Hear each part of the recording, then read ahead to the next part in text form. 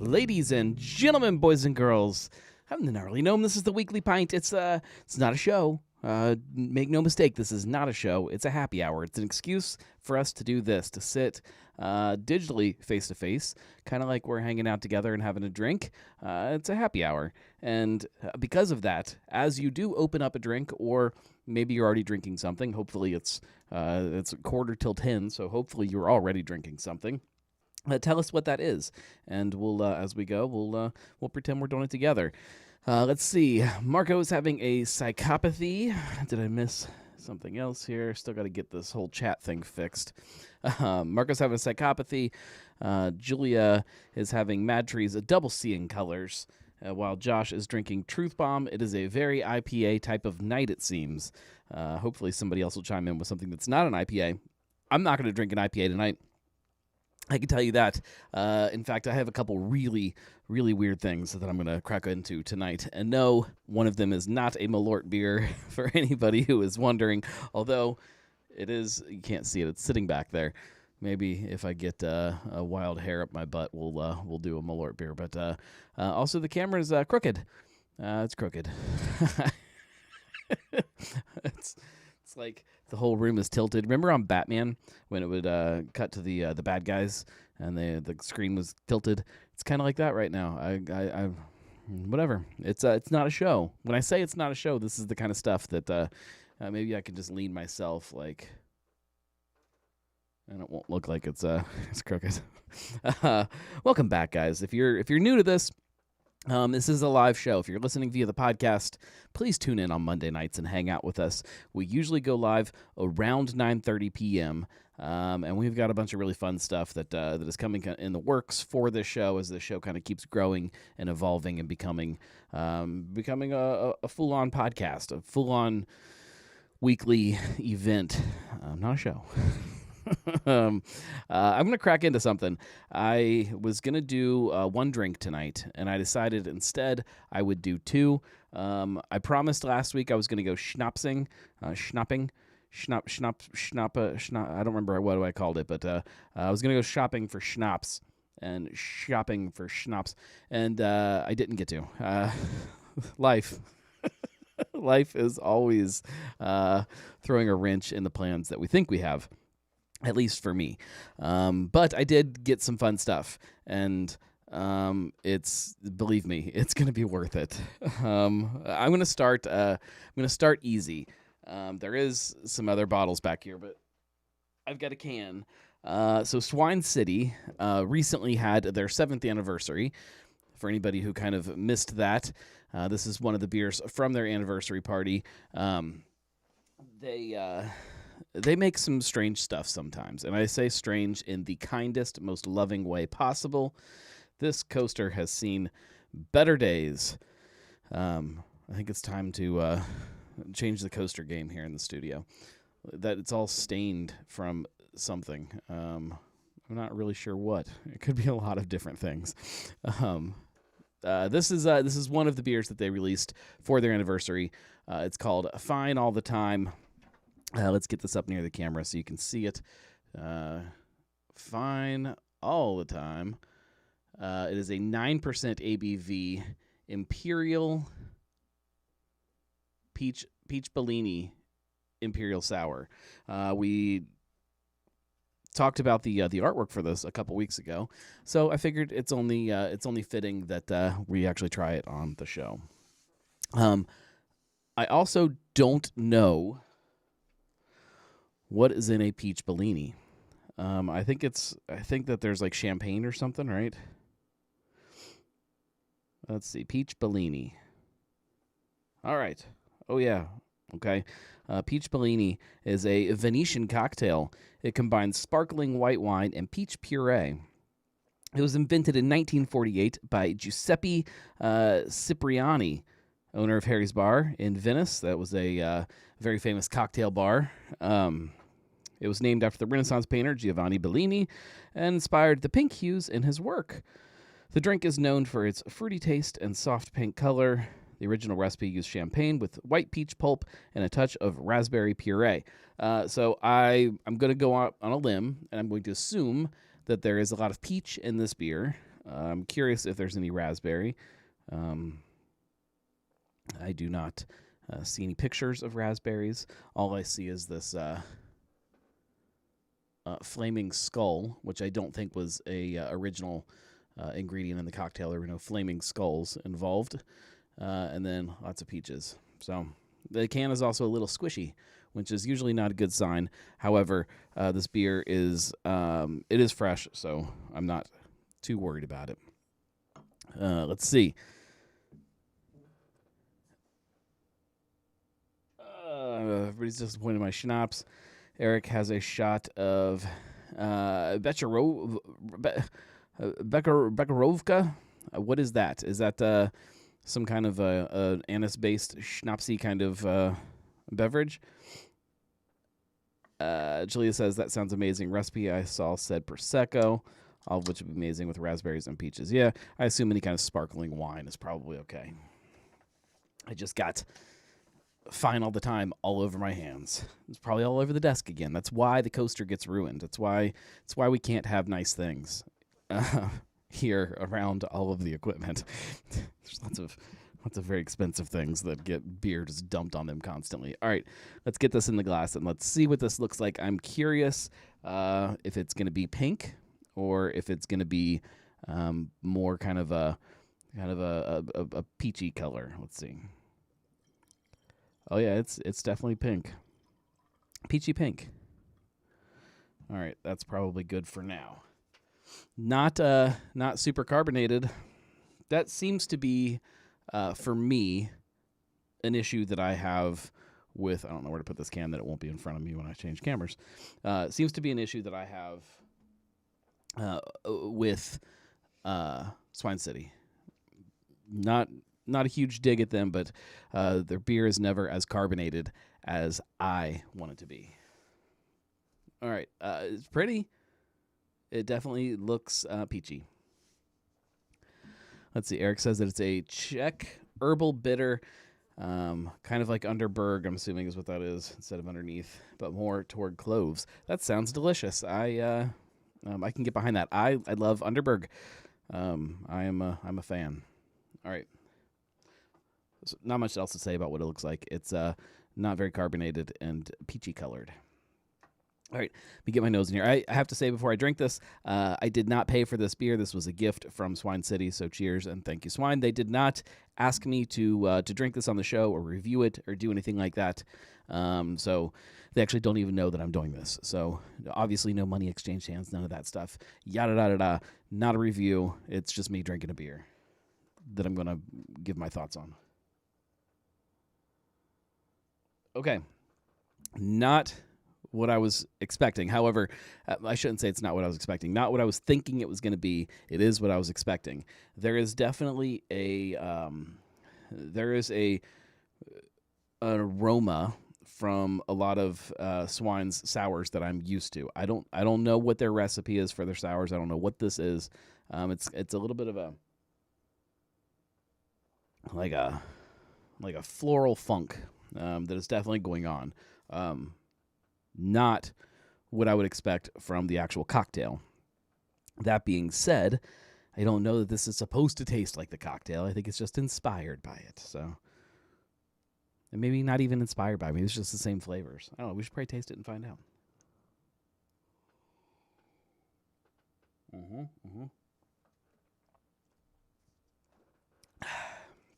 Okay.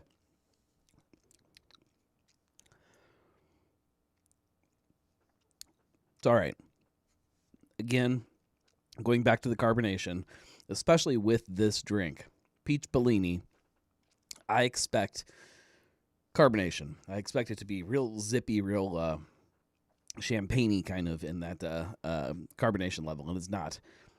It almost, if it was, I think it would fix this, but it tastes kind of almost syrupy to me with the peach. It's good.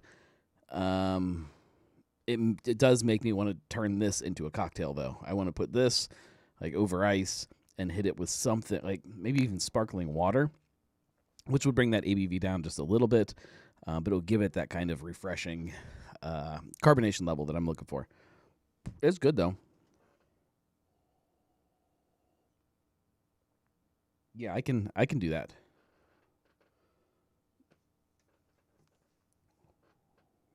Mm.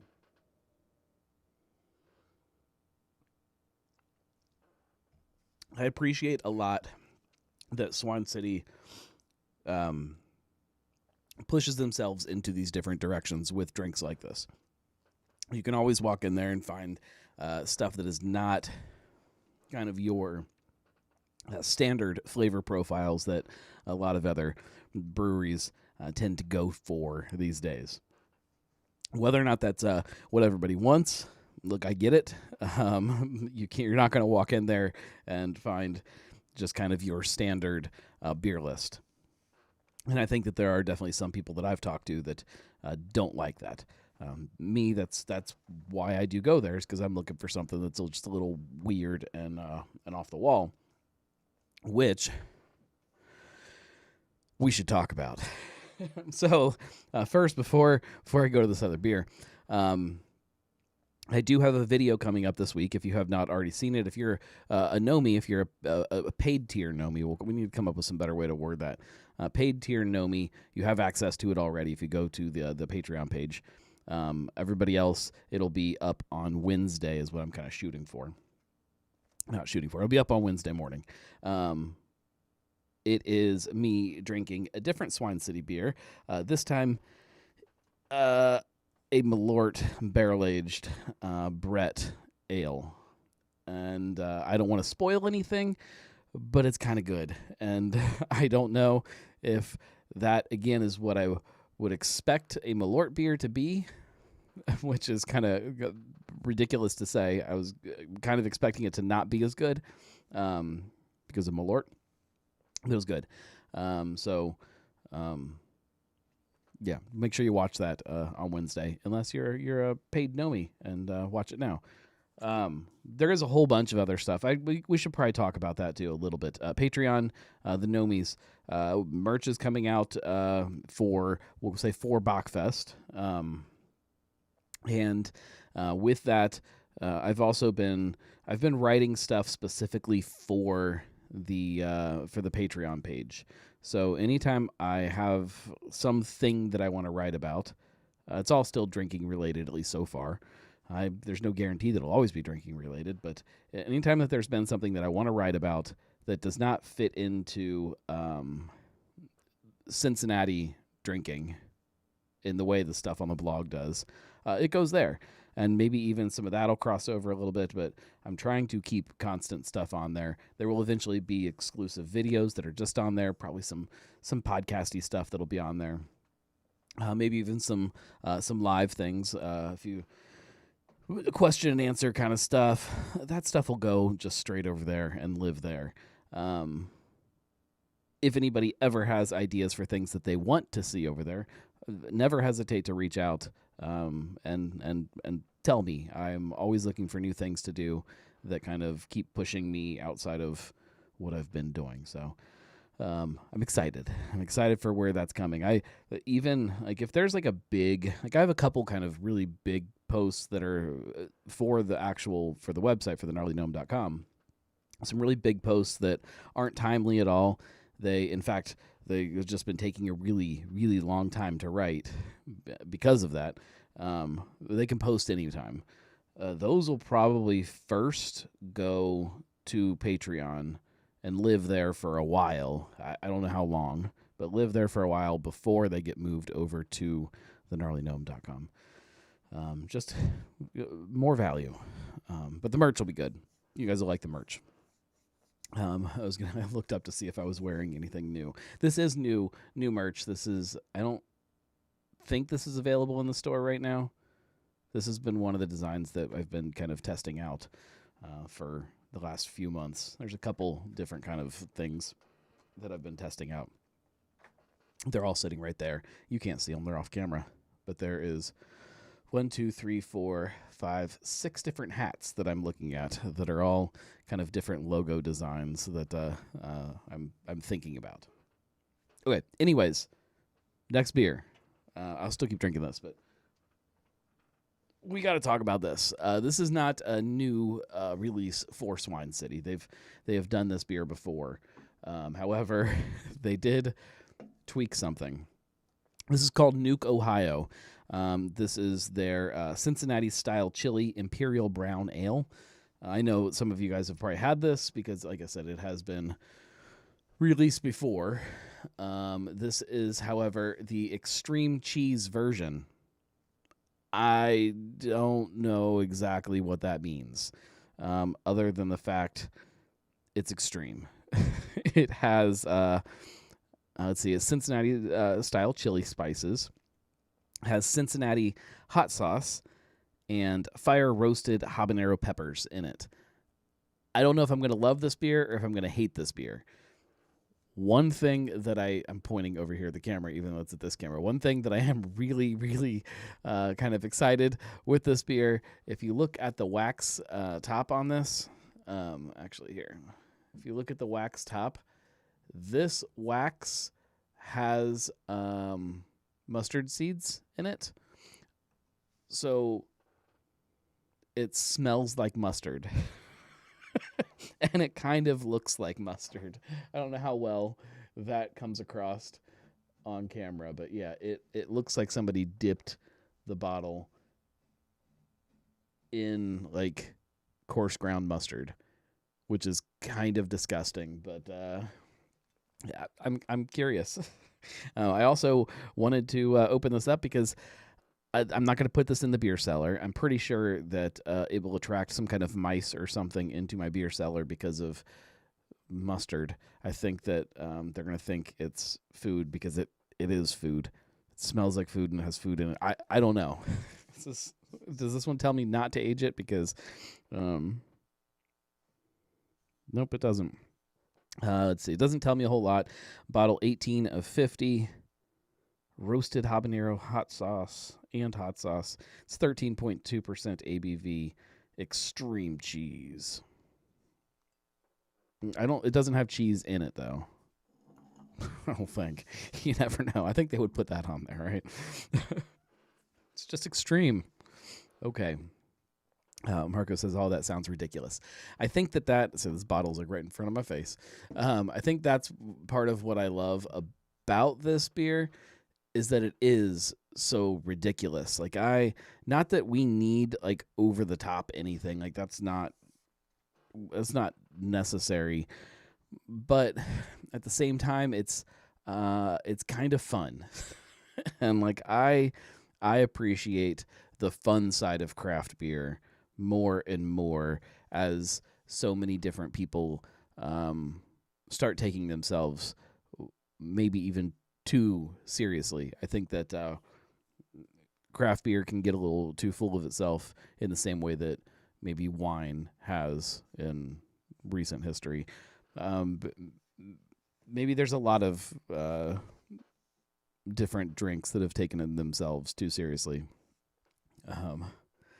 Julia says, get some Skyline ice cream and use this beer to make a float with it. We do have some upstairs in the freezer. If anybody has not tried that, by the way, it's freaking delicious. It tastes like Skyline.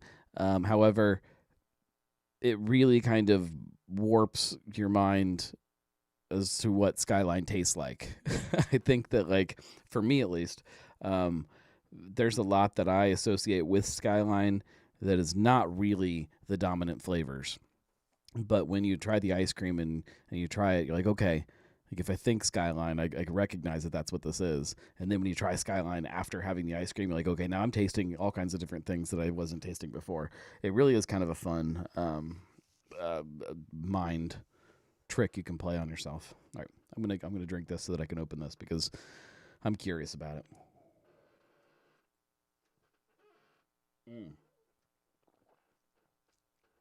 I should have got some water to rinse the glass. Marco says, don't say that to say it's bad. As a concept, just ridiculous. Yes. Let me grab some water here.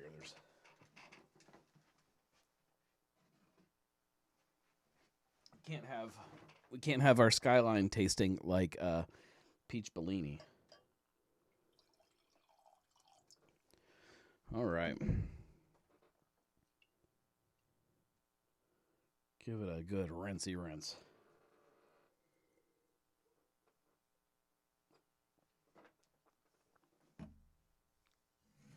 All right, cross your fingers. This is this is going to be interesting. We're going to today's wax cutting knife, going with the old trusty case pocket knife. All right. Let's cut into this mustard. Such a weird idea. I mean, I've had like scented wax before, but I don't know. Oh my God. I don't know that I've ever had wax scented with actual mustard before. When I was at Swine picking this stuff up, we were sitting at the bar and talking to some other people that were there. And the topic of kind of strange beer ideas was obviously what a lot of people were talking about because of this. And there's going to be little pieces of mustard wax all over the floor. We started talking about the 6-pack of the hot dog beers and how strange of an idea that was. If anybody does not remember those, we drank them all on one episode, I believe. And everybody was talking about how they had tried them and how crazy the mustard beer was. Whereas I thought all of those beers were, the concept was crazy, but execution-wise, they were just kind of normal. I'm hoping that is not the case for this one. This also, like the there we go. Like the Malort beer, is not a traditional bottle cap. These are twist-offs, which now everything smells like mustard, which I guess is fine if you're drinking a Skyline beer. Is probably not good for carbonation, which, considering that is my gripe with a lot of the Swine beers, probably not going to help. All right, what do I do with all this wax now? I have all of this wax. I'm not going to throw it on the floor because then everything's going to smell like mustard for the next 6 months. Okay. My hands smell like mustard. Okay. This is already feeling very strange to me. All right, let's see if this actually has carbonation. We'll open it on mic. Maybe. Well, shit. The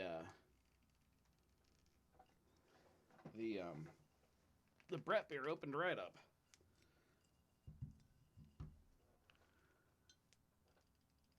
All right, this is all right, we're gonna have to figure something out here.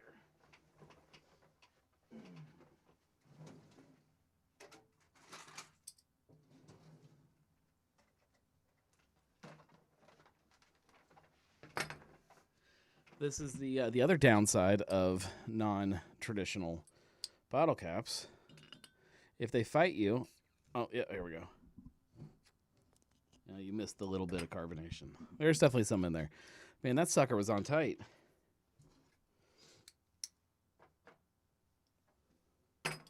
It's the first time I've ever had to use pliers to open up a beer. Okay. Crazy like the Moorline Get a Beer. Yes, or the West Side Get a Beer that they did too. Same idea. I mean, not the same idea, but same kind of level of craziness. All right. Let's get this in our glass and see what we're in for. All right, see how the carbonation is on this.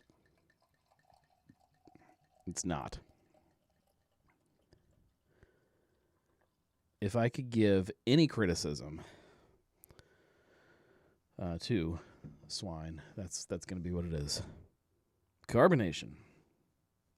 All right. Let's put that right there. It's probably going to still be in the way. Okay, Imperial Barrel-Aged Brown Ale with Cincy chili spices, Cincy hot sauce, and fire roasted habanero peppers. Okay. Extreme. Oh boy. It just looks like a really dark brown ale. Almost kind of porter like. All right.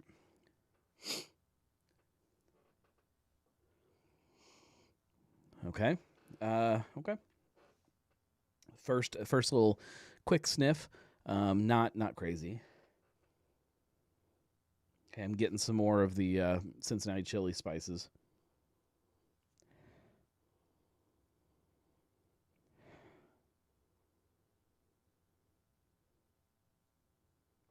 It's got more of like almost like a chocolatey kind of chili thing going on, whereas the ice cream and some of the other Cincinnati chili things that I've had, they all lean much heavier into like the cinnamon and the nutmeg and things like that. There's definitely some cinnamon going on here, but it's like a deep kind of like hearty cinnamon. Is that a thing? Is hearty cinnamon even a real thing? I might be making that up, but this might be the first time somebody's called cinnamon hearty.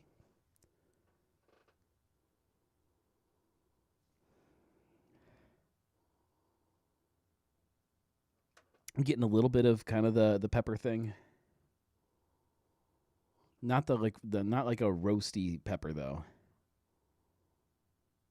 Like very like kind of a green peppery kind of thing. All right. Let's see. Here we go. Here's to Cincinnati style chili.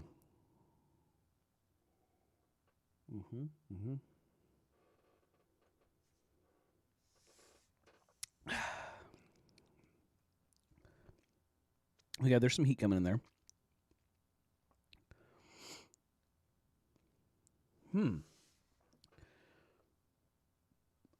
To me, this might taste more like actual chili, actual Cincinnati style chili, than the ice cream does. It's not too hot.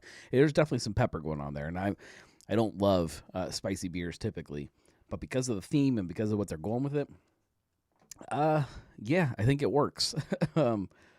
Yeah, I dig it. I wish now that I could have some more of the mustard going on. I'm not gonna sit and sniff the wax while I drink the beer. And also, I'm not one. I know sometimes when you go to some places, especially when they have like, and I say this in a kind way, gimmicky beers. This is a gimmick, but a good one. You get other gimmicks that go along with it. And I could see somebody deciding to make a beer like this and then rimming your glass with mustard or something like that. I don't want that. I don't want anything like that. But I would like some mustard in the beer, if that makes any sense. Maybe a little bit of mustard seed, some kind of just something kind of in there to kind of cut that heartiness. But I like the way it tastes more than I like the smell. I'm guessing that is. It's got to be just the peppers that I'm getting. I don't know. The point of all of this, and I forgot to put artwork up for this. Swine City, Swine Time. They every Friday.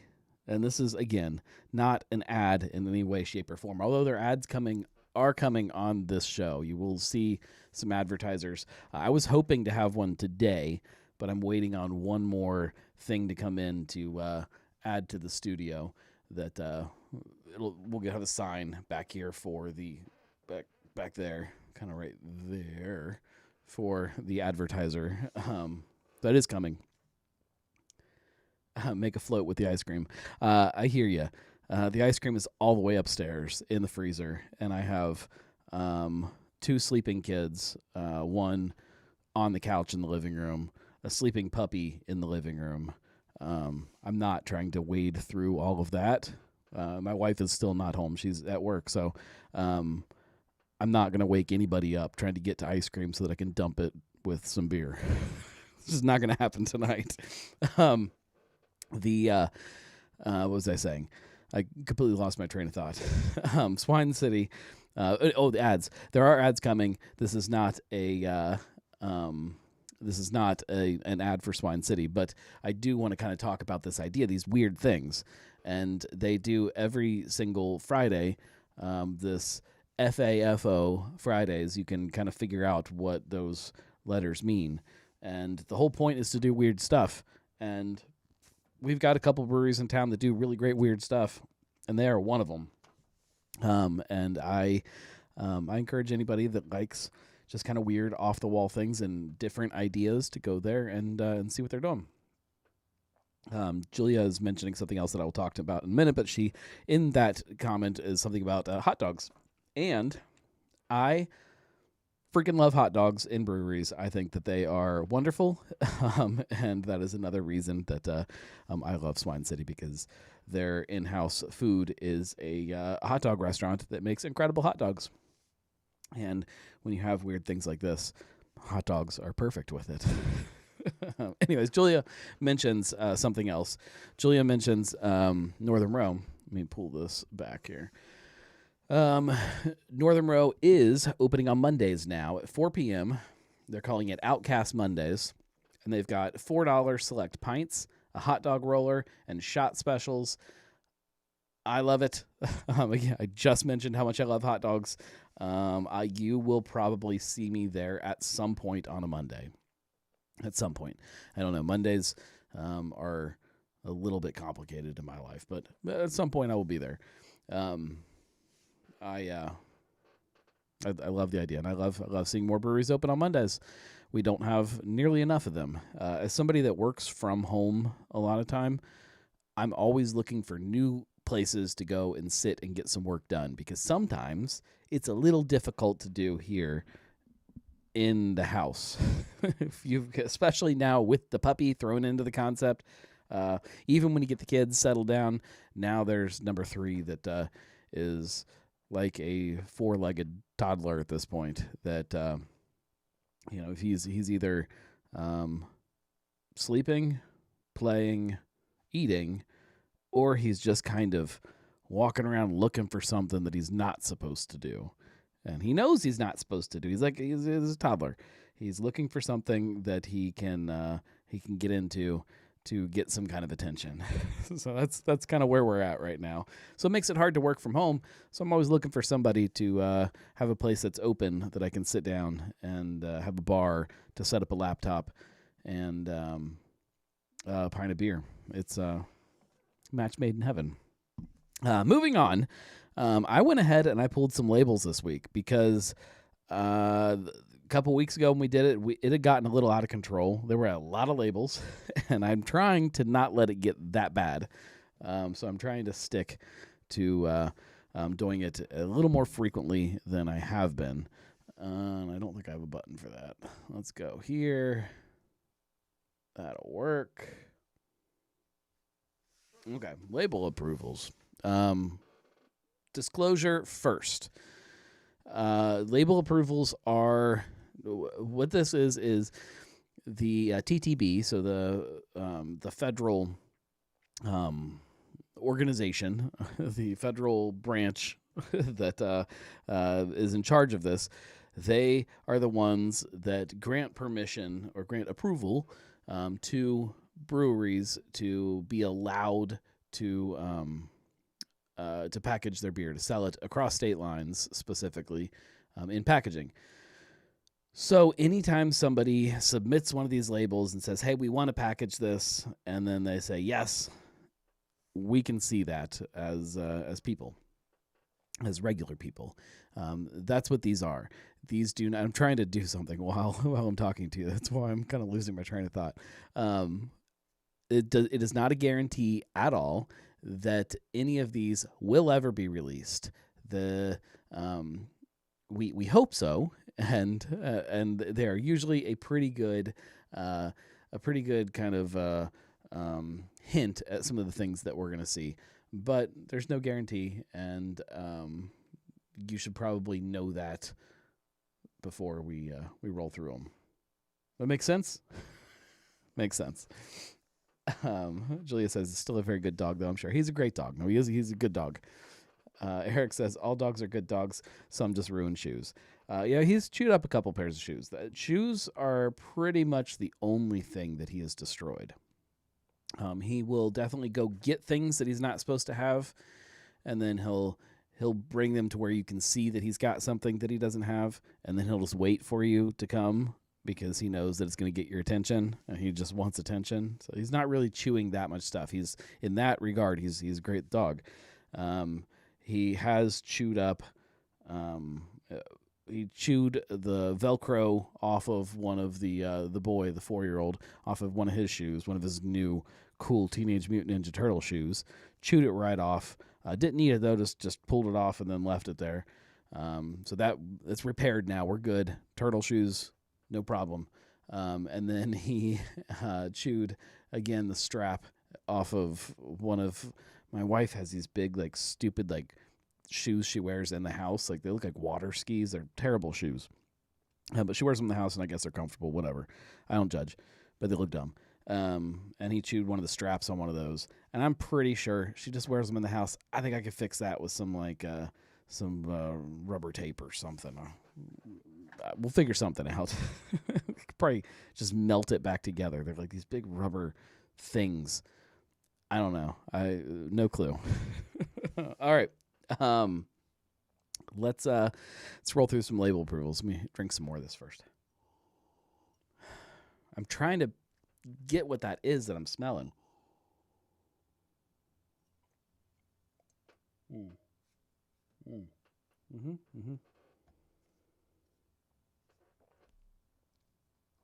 It's spicy,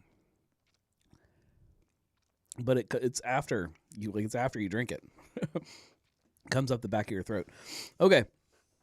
What am I looking for? I'm looking for a button here. How about this button right here? And then we want to pull this off there. Okay. This is an interesting one. So this is from Beckman Brothers. We talked about them, a couple weeks ago. They had their first product that I have seen pop through. And it was a good hint that we are going to see their distillery opening up. The date was finalized, and then it got bumped. Actually, I'm doing two things at the same time. I did get a message about the opening date. Let's see. They were hoping they were hoping to open before by January 29th. That has changed. I believe, let me see if I can find. Okay. Yes, now, so they were hoping to open last week. They had some permit issues. They are now hoping to open by the 5th, which is this week. What is that? Wednesday? Again, permitting. So don't put that on your calendar yet, but make sure you follow on social media. It's called the Alley Babies, the name of the restaurant, and it is in Norwood. Now, going back to what I was trying to figure out before, I think this one is interesting to me because of I bet I don't have a label in my...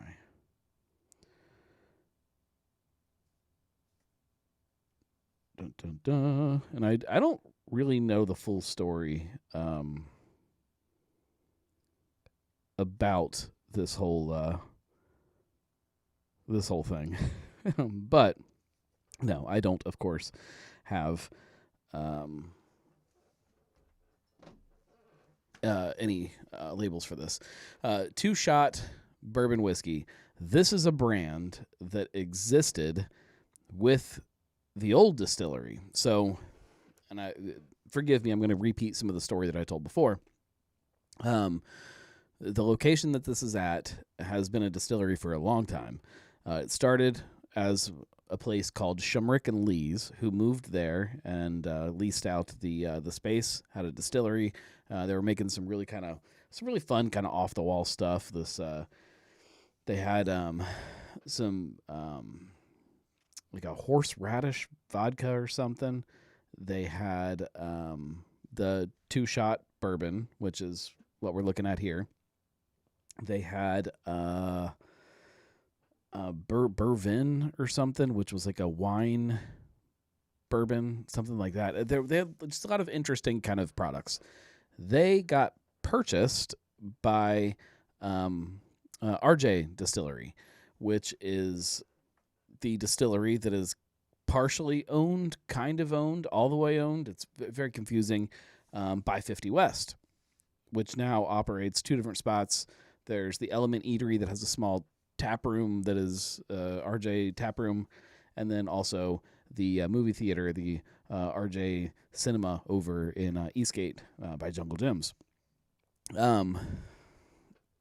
When they opened the Element Eatery, right around that same time, they also closed the distillery over in Norwood. They had like the restaurant, bar, whatever you want to consider it, that was operating at the same time as the distillery there. It was called Smoke and Fire, Smoke and Water, something like that. And the last time that I snuck in there to have a drink before they were closing, I kind of was getting the vibe that they were going to close, and so I stopped in and was talking, and they said, "Yeah, maybe the news was even out already." And I stopped in and was talking to the bartender, and she said, "Yeah, we're closing, and the distillery is leaving, but I've heard rumors that another distillery is coming in." And I kind of followed along with it for a while, waiting and didn't hear anything, and so I just kind of wrote it off and didn't think anything of it until this Beckman Brothers started popping up.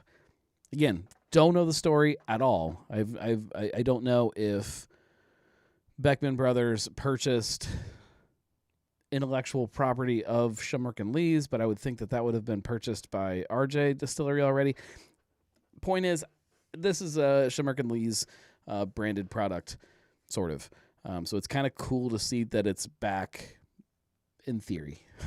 Again, it's a label approval, so anything can happen. There's no guarantee that this will ever actually exist, but we're seeing it. Maybe there was something here. 2-Shot harnesses the finest local ingredients to make this one-of-a-kind smoothest. Make this one of the smoothest bourbons in Ohio. Made in small batches using a 300-gallon copper. Still, drink it, sip it, or mix it. Your choice. Brewed by Beckman Brothers Distillery, Norwood, Ohio. All right. It doesn't really tell us a whole lot. 90 proof. Straight bourbon whiskey. Which means it's at least 4 years old. Is that right? I think 4 years is straight bourbon, I believe. Moving on, Cincinnati Distillery. When I saw the first thing you see on a list is just the name of what you're about to click on and see the label for. And when it said Blue Line Bourbon, I was like, oh no, I don't care about anybody's political affiliations at all. But one of the biggest things that the March 1st brands gets dumped on them is their owner being a Republican. And there has been a lot of people that the whole thin blue line thing, there's a thin blue line flag in the tap room in Blue Ash, along with the Gadsden flag, the Don't Tread on Me, and people lose their minds about it. And when I saw that there was a Blue Line bourbon, I was like, oh no, what is this? It is the Long Blue Line, which I don't know what that is, but it is evidently a Saint Xavier reference. Don't know anything about it, but nobody worry. This is not political. This one is cool, weird, and I don't know. I don't know a lot about it. Let's just read it. It is a bourbon. that is finished on maple baseball bat wood. So maple baseball bat finished bourbon, again from Cincinnati Distilling. And it is a collaboration with Joe Nuxall Foundation, I guess, which they do incredible work. The thought, this is probably delicious. Maple wood finished bourbon is probably great. The thought of a baseball bat finished bourbon kind of weirds me out a little bit. I just think of dirt and what is the pine tar stuff that's on people's hands when they're playing baseball. That grosses me out. But I bet this is delicious. I also love the label artwork on it. Curious to see what happens with this. Deadlow. Oh, this is a good one. So Deadlow, we have not seen artwork from Deadlow for new products for a while. And this one, we have two different ones. There is the 16-ounce version and a 12-ounce version. It's a blood orange IPA called Dead Red. I haven't been to Deadlow for a while. I don't know if I've had this beer, but I feel like it should be orange. Dead orange. Or something else that rhymes with orange. Julia says, I'd be concerned about the toxicity of the lacquer used on the bats. I'm sure it's only the clean, unfinished wood. Yeah, I'm sure it is. But again, my mind, like the way my mind works when I hear baseball bat, I'm thinking of all that stuff. The lacquer, the dirt, the pine tar, all of that stuff. The pieces of sod as you toss the bat, all that stuff. But yeah, I'm excited to see some new Deadlow cans. Let's see what this says. Okay, looks like it's a baseball beer. Deadlow Brewing believes nothing pairs better with 9 innings of baseball than a cold beer. I agree with that, except maybe a hot dog. Hot dogs, beer, baseball, they all go together. Much like a hitter locked in on a 4-seam fastball, we've hit it out of the park with this refreshing and flavorful blood orange IPA. This summer, whether at the ballpark or watching on TV, make sure your game day experience includes Dead Red. All right, now it makes a little bit of sense. This is not a Cincinnati Reds themed beer because that would not be kosher with the MLB and the Cincinnati Reds. However, it is a baseball themed beer. Look at the little skeleton guy here playing baseball. I love it. And he's got his baseball hat on. Yeah, I like it. So that makes a little bit more sense with the Dead Red instead of Dead Orange, but Marco says, I need a 19.2 ounce version. Julia wants to know if he's talking about the bat. Anyways, moving on. Here's the 16 ounce version. Same beer, same label, all that, just kind of shaped a little different because it's 16 ounce cans. Moving on, we've seen this one in stores. This is the other problem when I don't go through label approvals as frequently. There are products like this that as soon as I'm seeing the label, they're already on shelves. So it's not as fun if a label comes through of something that we already know exists, that is exciting. And this is exciting. Imperial Bubbles, it's like they're coming in these big, like almost champagne bottles, like for celebrations and stuff. This and shout out to Urban Artifact for kind of pioneering this world of kind of blending situationally when you would typically go for a champagne or a wine, and finding a way to make a beer that fits into that situation. This is kind of fitting into that too. Obviously, this is not the same thing that kind of some of those urban products are, but it fits into those same situations. And for that, I think that this is absolutely brilliant. And if you haven't seen the bottles, they're just absolutely beautiful. Like I said, it's a big kind of champagne bottle. All of this white space that you're seeing here, none of that is part of the label. It's just like the other part. So that is just on they look so good. I should have pulled a picture of that too to put in here, but I didn't. Street Side's always cranking out something new. This is a collaboration with Mirror Twin. I don't know if this is out yet. I don't recall seeing it, but that doesn't mean anything because typically New England IPAs don't really catch my mind when I'm scrolling social media anymore. I've got my phone too close to the mixer. So it's our good buddies at Mere Twin Brewing in Lexington came to Cincinnati and brewed up this delicious New England IPA with us.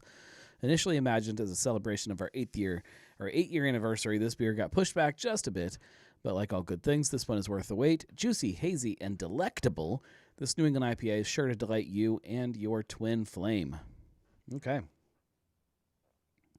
Julia says, using The Shining is brilliant for a Mere Twin collaboration. Yeah, I have a lot of respect for how Street Side finds ways. Sorry, I think my wife is home. I just smelled food, which means she probably stopped at like Burger King or something. Or the house is burning down, one way or the other. How they find ways to use a lot of pop culture references and create things that fit their personality a little bit more. And then the collaboration side. I love collaborations. Okay, here's a great one. We've been, again, kind of going back to the last time we did label approvals. We talked about the Bach, which was a new beer from Taft's, which is now owned by Sinbev. We're starting to see labels come through of all the other stuff too. They're clearly not gonna they're gonna try not to slow down with any of this stuff. Try not to leave any time in between from you seeing this on shelves. Gavelbanger, they're gonna keep rolling with it. Hopefully, you won't see any blip on your radar. They'll just keep putting it out there, and the places that have Gavelbanger now will always have Gavelbanger. That's great news to me, and seeing this makes me feel really good about what they're doing with the brand and how they're going to kind of continue the brand on. I know there's a lot of people that love Taft's beer that were really, really terrified when they closed the tap room and sold the brands of what that meant. Nothing new about Gavelbanger. Hopefully, it's the same exact beer that it's always been, and I assume it will be. We've got 12 ouncers and 16 ouncers, 1 pint. I like it called a pint better than 16 ounces. Sounds more fun. Moving on, more Taft's. Hoppy Camper. This is one of their newer beers, and we've already got the label from the Sinbev side. So, yeah, the new one is still going to keep rolling too. This is a West Coast IPA, right? Yeah, robust West Coast style IPA, bursting with piney, hoppy goodness. Its grapefruit aromas and juicy stone fruit floral body. How do you have a floral body? Gives you an intense, get it? Intense, like you're camping. I get it. Experience just like camping. Pretty clever. Josh says Hoppy Camper is great. I've had quite a few 6-packs. I actually have not tried this beer yet, and I probably should. Marco wants to know if it's in 19.2s. It is not that I've seen. No promises, but not yet. Another Taft's beer. This is a different one. This is it's called JR. This is Jeff Ruby, for anybody that is not picking up on that. A collaboration IPA benefiting the Jeff Ruby Foundation. And I assume you'll be able to get this in the Jeff Ruby restaurants. Marco says the gas station near me has 6-packs. Julie says, hell of a label. It's a great label. You can't really read what it says on it. I don't know how I feel about that, but I like it. Zach Hawley says, can't wait to try the new Bach beer from Taft's. Yeah, I'm ready for Bach beer. We've got some urban label approvals. All of these are from this month's Small Batch Society, which I have not picked up yet, so I have not tried any of these. One of them in particular, I'm really excited to try, though, and we'll talk about that. I'm excited to try all of them, of course, but really excited about one in particular. We have chocolate strawberry shortcake. This is the one I'm excited about. Hang on, let me drink more of this extreme Cincinnati-style chili beer. it's not really as extreme as I would think. It's extreme. It's okay. It's extreme.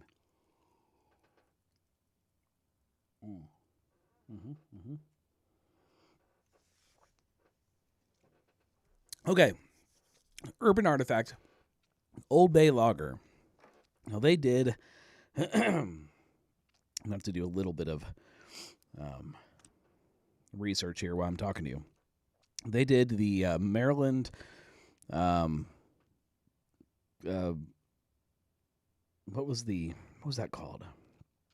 Urban Artifact, Maryland. Help if I could spell.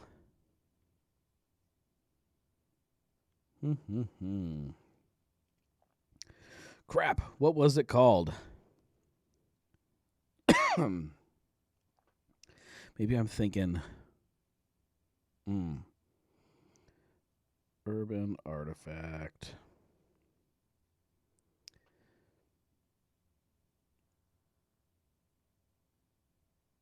I don't remember now. They did the East Coast Spice Lager, which I assume is pretty close to this. But they did another one that I feel like had Old Bay in it. I can't remember. But the other one, which actually this is probably the same beer. Now that I'm looking at it, now that I'm thinking about it, I think is the same. Let's see. Zach says, I heard the small batch from Urban is going to be every other month now, but 4 releases versus 3 is what Elijah was saying. Yeah, so they're changing their small batch society plans. There's still 2 options. The smaller option will give you, I believe, 8 beers. So it'll be 2 4-packs of 4 different beers. Every other month, where the bigger version will give you twice that. So 4 packs of 4 beers. 1 of each beer, I guess. And every other month. The point is to get them to be able to be a little more creative with the beers that they're doing. And a lot of us, I'll speak for myself, some of us have a whole bunch of Urban Artifact beer. It's great beer, but it's just a lot every month to be picking up some big kind of fruit tarts. So we're just not getting through them quick enough to keep up. So every other month kind of makes it a little easier to keep up with what's being released. That's the goal with it. I'm all about it. It's a little bit cheaper and a little bit less beer. I'm good with it. And if I can see more stuff like this, I'm definitely all about it. But yeah, they did the East Coast Spice Lager. And that is, from what I can tell, the same exact beer.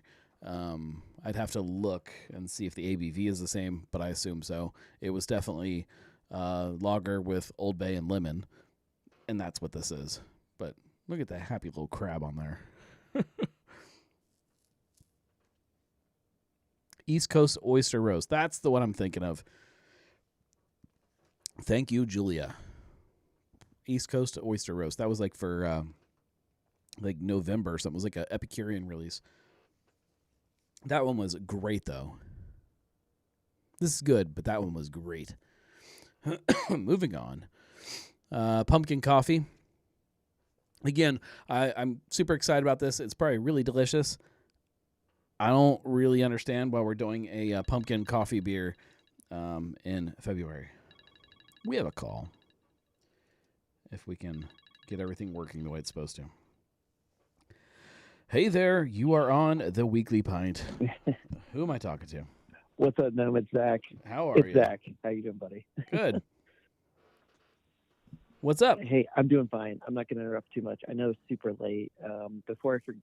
before I forget about it, I'm going to say it one more time just because I'm super excited about it. Everyone, don't forget this Saturday is the release of the Third Eye collaboration with 513 Craft Brew. That's really what I wanted to get out there because it's coming upon us. It's going to be Saturday. I'm super excited about it. So far, I've heard like 30 bottles of the group of people have pre-ordered it, which is really cool. There's still a whole bunch of bottles left, that means, and it will be on tap. And we've talked about it before on your show. But again, just because I'm super excited about it, and I'm all about like publicizing, I figured it'd be okay since it's on your show. And last I looked, there was only like 3 people watching the show. Unfortunately, I think it was me, Julia, and Marco. But anybody who listens to the podcast, there are 10 currently. If 10 my little okay, number that pops up is correct. We stream out to multiple platforms, which makes it a little difficult. Oh, I didn't think about that. For Facebook, it just says 3 for some reason. By far, the majority of the people that listen to this show, for some god-unknown reason, listen afterwards. Stay up a little later, guys. Yes. Listen live. More fun live. This is fun live. Yes, it's always done. It's fun live talking to you. The Urban Artifact, I'm pretty excited about those newer beers I got. I actually am very interested in that one with the crab on it. So me and Elijah always like trade because he gets extra of the small batch, and I'm always like that. I'm always hitting him up as my connection. So I'm pretty impressed with a lot what they do.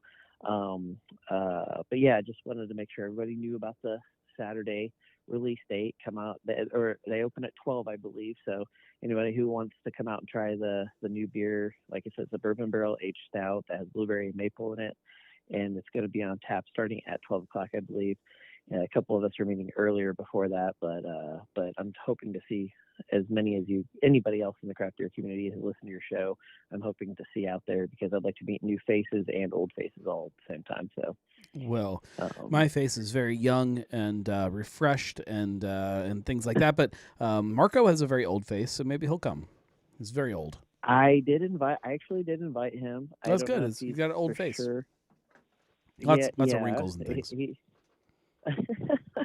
I mean, he can invite his kids if he wants. Anybody can. Well, I mean, it's a brewery. It allows kids, I believe. So, I mean, yes, my kids have definitely been to that brewery.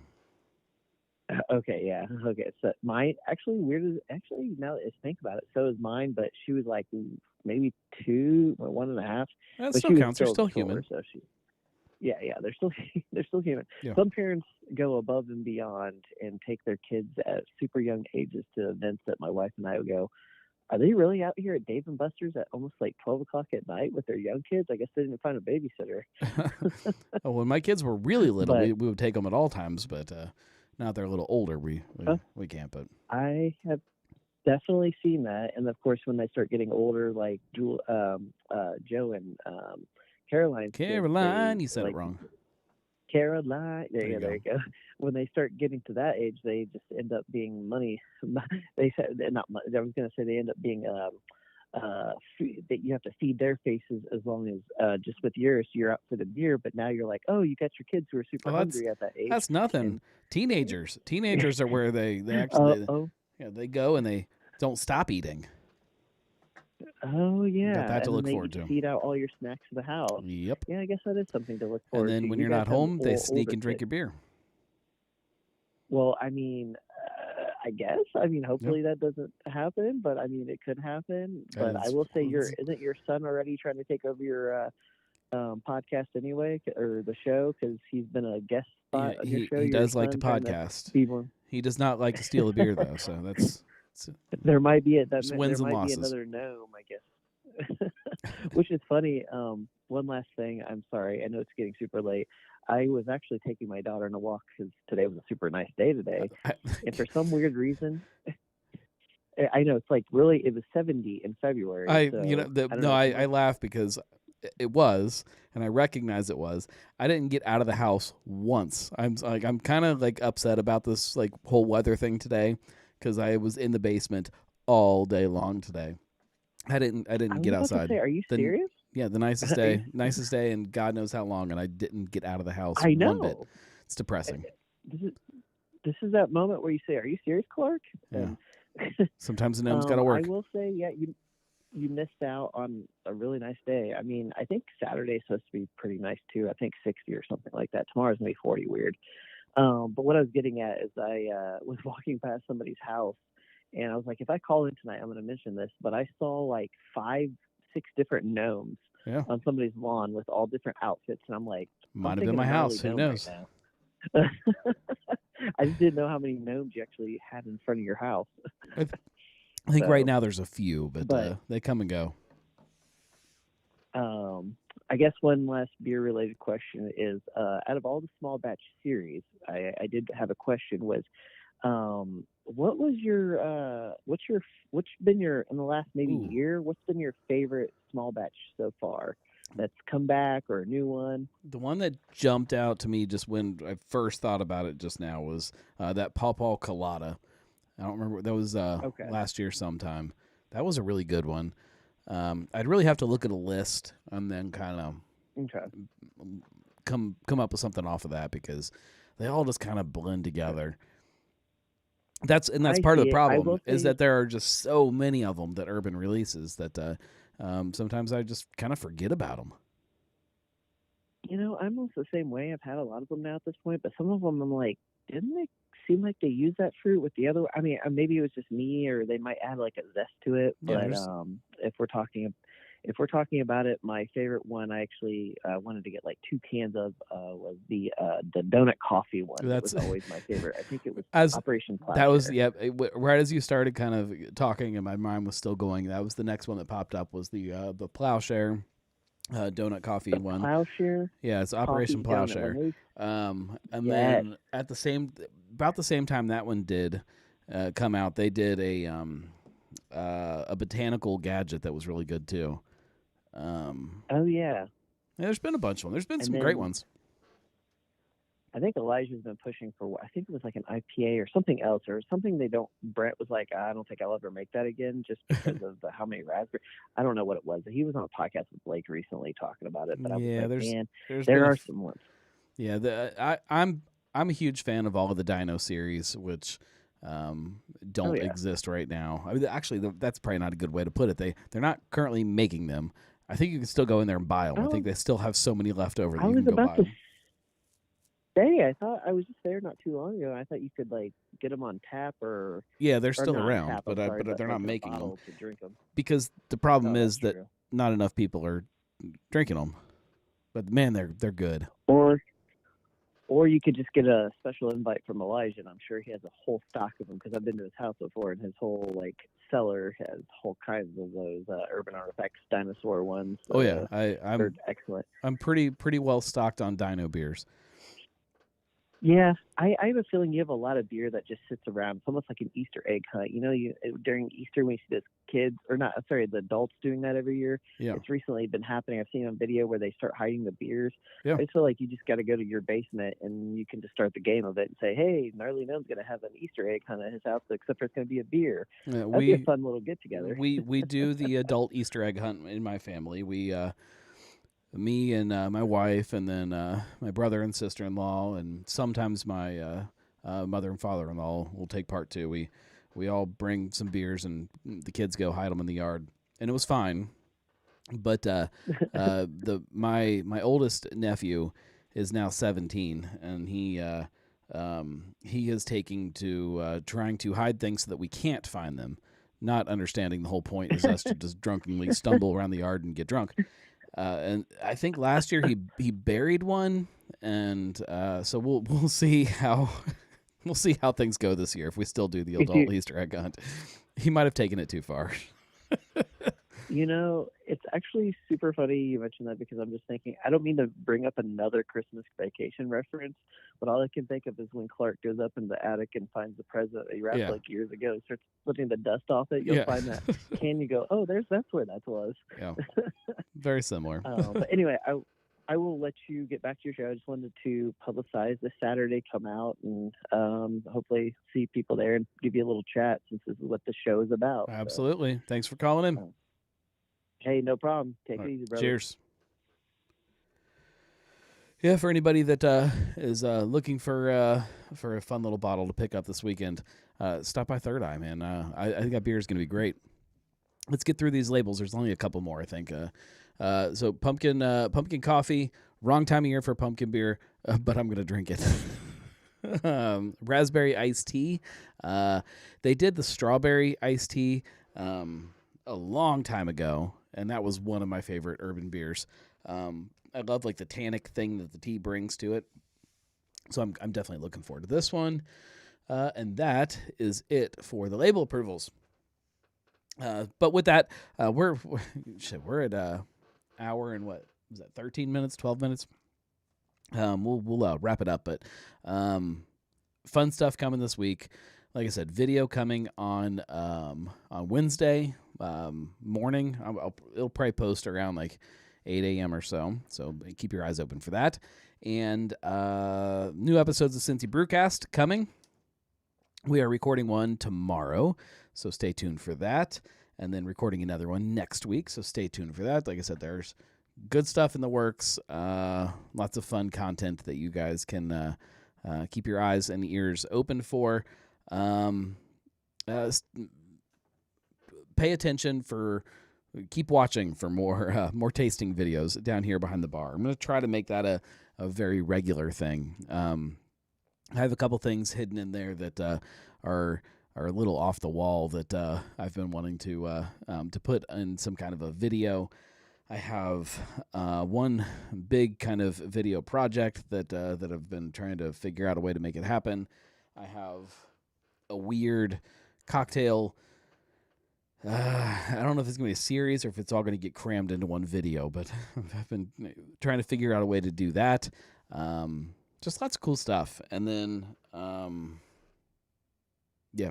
other stuff that we can't really talk about yet because it's so far out that we'll see how it actually ends up shaping up. But thank you guys. I appreciate you hanging out with me. Stay tuned. Same time, same place next week.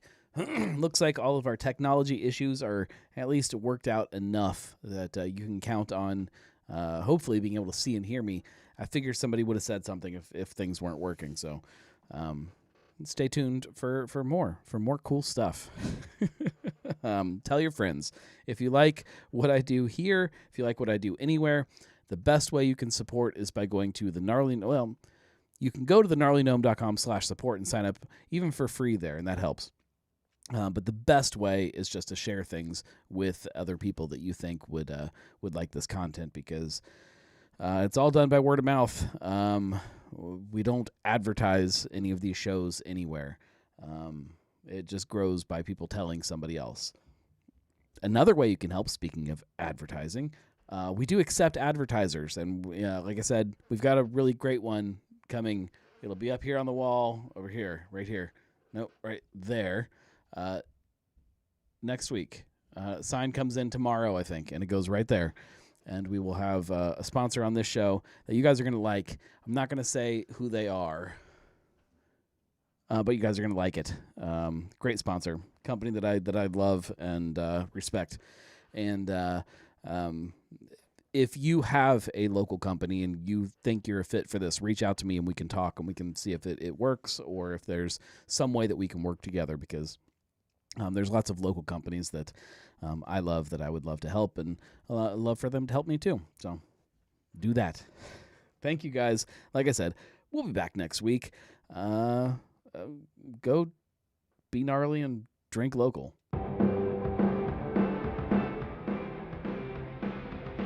No hints, Zach. We'll see you guys next week.